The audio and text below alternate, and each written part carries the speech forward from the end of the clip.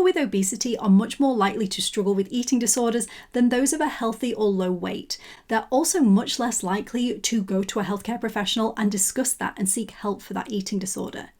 I am not an eating disorder specialist, I'm a GP, but I've always had an interest in this area and I have had training in eating disorders units. And over the years, I've picked up a few hints and tips to help support people whilst they're waiting to see a specialist, which can sometimes take months or years. And some patients have really loved these tips. So let's go through them.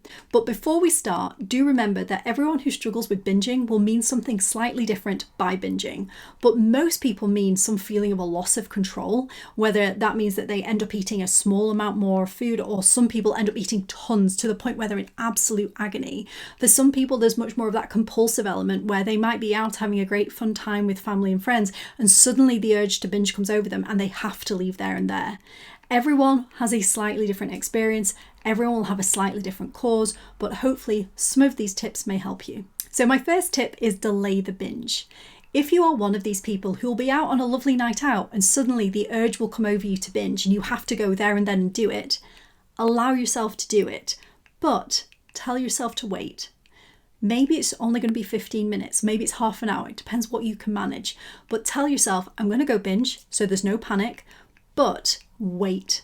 So for that 15 minutes, maybe you'll stay on the night out, or I'll pop a list of activities you can do down below, just different things that you have to do for a certain period of time. Tell yourself that's what you're going to do. And then after that, you are allowed to go binge. And when you binge, know that you've had a success. Don't beat yourself up over it.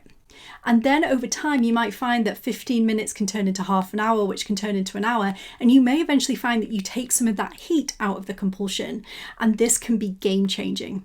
The other thing is the activity that you do in that period of time might actually become quite helpful, or something that you can really get into, again, to try and help take the heat out of it.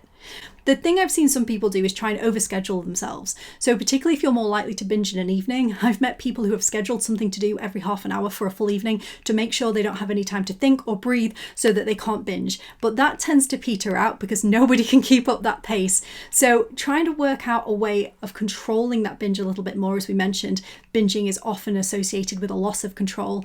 Having that little bit of control, taking away a bit of that panic, but then also knowing at the end that it's been a success and not beating yourself up when you do binge, that's a good step forward. My second tip is try to stay mentally present whilst you're binging. Many people will binge and mentally check out. It's like they're not looking at what they're actually doing, so that they're not aware of how bad it is. And also sometimes people are so busy beating themselves up if they stay present, telling themselves they're rubbish and that they failed, that they have to check out to turn off that internal voice. Or sometimes people are eating to the point when they're in absolute agony from how much they've eaten, and so they have to mentally check out to do that. Try not to mentally check out. That might help you not get to that point. But that's easier said than done, because actually when we binge, we're often getting something out of it. There's a reason we do the things that we do, and everyone's reason will be slightly different. And if you can stay present, and instead of that voice telling you how rubbish you are, instead actually self-care and go, like, what would make me feel good right now? I know I'm eating whatever is in front of me, but is there anything else I could do right now that would also make me feel good or would make me feel right? Maybe you could think to yourself, what am I getting out of this? What is so good? Could I go and have a bath? Would that give me the relaxation? Is it that I actually want to mentally check out? So many people, when they're binging, it gives them a way of checking out. It's also a ritual and routine that they go through that allows them to check out. For some people, not mentally checking out means that they don't get the reward of the binge. And if that's the case, then maybe it's the mental checkout that you're craving more than everything else. Try and bring yourself back present. And if you want to mentally check out, what else could you do that's more productive with that instead? So try and stay in yourself while you're binging. Try and be aware of what you're getting out of it. But even if you can only do half of that, even if you can just stay present and look after yourself while you're doing it and learn not to beat yourself up while you're doing it, that is a win. Eating disorders and binge eating can be associated with a lot of shame, and so people can go to huge lengths to hide the extent of what is going on. Much like with alcoholics, you might find bottles all over the house. With people who binge eat, you might find wrappers. A lot of people who are open about their binge eating on social media will talk about things like hiding their wrappers in the rubbish or hiding wrappers around the house, taking the bin out more regularly, having routines of where they go, having routines of which shop they go to, talking about how when they're in a shop, they might say they're having a party to justify the amount of food that they're buying. There's lots of little things, rotating shops, so nobody knows that they're constantly buying this amount. There's so much that actually goes into it. And this is how binge eating and eating disorders can actually start taking over your life. But sometimes sharing that and realizing it's not a secret and it's not shameful and that lots of people do it and that it's a struggle can be really helpful. Now, speaking to somebody who really understands, who gets it, who's had that same experience might not be possible for you. But if you live with somebody, if you have a partner who's truly supportive and understanding, they might be somebody great to talk to about this. In fact, I've had patients over the years whose partners have said, please don't binge on your own. If you're going to binge, can I be in the room with you? And so it's not a secretive thing. You never have to hide it, because maybe they were disappearing off to their room at night for half an hour to quickly eat everything in private and then rejoining their partner. They'd say, no, sit and eat it with me because I want to be with you. And that can also help you to be mindful with it. And it can help you to work through your feelings with it. So actually sharing and making this not a shameful secret can be so incredibly helpful if you share it with the right person. But I understand this can be difficult and it's not appropriate for everyone, but really opening up and realizing that this is a health issue that lots of people have, that you're not weird or strange for going through it. It's in fact very common. That can be so helpful. Do not demonize food. There is no food that is more powerful than you are. And if you have to keep things out of the house because you don't feel you can control yourself, that's the issue, not the food itself. Try not to demonize anything, because what you tend to do is deprive yourself of something, and then when it is in the house, you give in to this lack of control you feel you have, and then you eat tons of it. And this kind of demonizing food leads into a lot of behaviors like clearing out your cupboards on a Sunday night, binging on everything that you've got because you're starting a diet on Monday morning, and then something seeps into your house the next day and you're like, how did that get there? Maybe your partner or a friend bought it or your child's brought it, and then you eat it, and then you think, well, I've done badly today, so I'm going to eat everything. I'm going to go to the supermarket, buy every chocolate bar that I've ever wanted, eat it all today, get it all done, eat all the bad stuff, and then I can be good from tomorrow. And this is how the cycle of eating and binging and purging gets really, really bad. So please do not do this. There is no food that is bad. You are literally allowed to eat everything.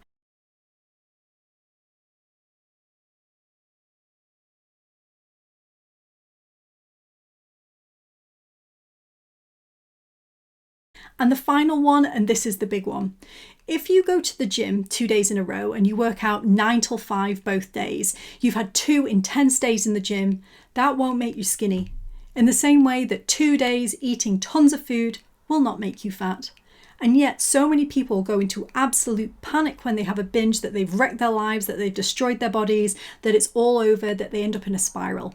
And the way that they spiral is they eat all the food and then they panic, and then they feel they need to compensate either by starving themselves, purging, over-exercising, you name it. People do all kinds of things. And then that itself leads to hormonal changes. It leads to increased hunger, which makes it more likely that you will binge again. And then you end up in this cycle of binging and purging. And it is very, very hard to get out of. And this can become an eating disorder. Do not compensate. If you have a day where you eat more, where you binge, the next day, just move on. Now that is so much easier said than done. And it's so difficult, particularly if you're somebody who eats to humongous excess. Some people can eat in excess of 50 bars of chocolate on a binge. If you eat like that, the next day you might feel a little bit rotten. But rather than starving yourself, why not think, what would nourish my body right now? What would make me feel good to eat right now? And eat those things. Don't try and starve yourself and feel you have to balance the night before. Our body will naturally balance over time.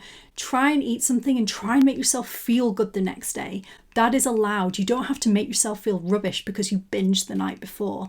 Get out of that cycle. And most importantly, at all stages with this, do not beat yourself up. It does not help anyone if you hate yourself. It does not help anyone if you talk negatively to yourself, but it can wreck your life. So instead of hating yourself for having this health issue, instead start to look after yourself and love yourself. And I know that sounds woolly and fluffy, but it makes such a big difference when you talk to yourself in a different way and realize that you have value and that you might just be struggling with a health issue that lots of other people struggle with. You are not weak for falling into this. You are struggling with something which is a mix of our environmental problems, the way that our body is built. Some people may have more susceptibility to these things genetically. If you are of a heavier weight, that does not preclude you from having an eating disorder. and it does not preclude you from getting support from eating disorders professionals. So please, if you are struggling, get that support. Hopefully some of these tips today might be helpful to you, but I would always recommend, even if you're using some of these, to still go and see an eating disorder specialist and get the specific support that you need to address the underlying issue. So hopefully this will help today, but one of the big missions that I have on this channel is to try and encourage people to talk more openly and honestly about how we eat and our drivers to eat, because we don't fully understand the mechanisms behind some of the issues that we're discussing today. And the more we talk about things, the more open we are, hopefully the closer we'll get to actually fixing them. Bye.